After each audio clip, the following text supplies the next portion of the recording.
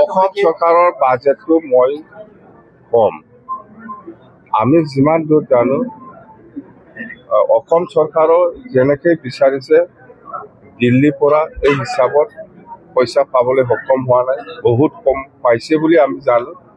যেনিবা যোৱা বছৰত 100 টকা পাইছিল অসম চৰকাৰে দিল্লীৰ পৰা, তো 100 টকাতকৈ কমত আহিছে, 80 টকা মাত্ৰ পাইছে সিহঁতে,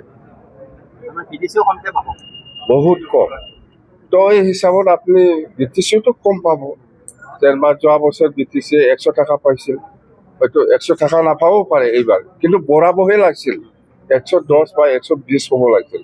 কিন্তু মই যিমান দূৰ জানো গভৰ্ণমেণ্ট অফ ইণ্ডিয়াৰ পৰা অসম চৰকাৰে যেনেকৈ পাইছে প্ৰপৰ্চনেট পাব লাগে, এই হিচাপত পোৱা নাই, কম পাব, কম পাইছে বুলি জানো। BTCও মই আশা কৰা নাই ভাল বাজেট হ'ব বুলি। যেন হওক আমি কম হ'লেও সেইটোতে আমি এই বছৰটো চলাব লাগিব। কম বাজেট পালে আপুনি সুখী হ'ব জানো BTC উন্নয়নৰ কাৰণে?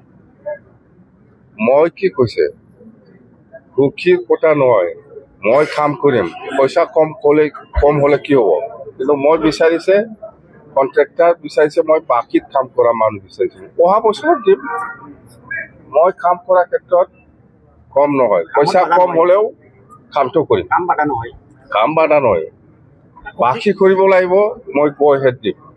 ছাৰ অখিল গগৈয়ে দাবী কৰিছে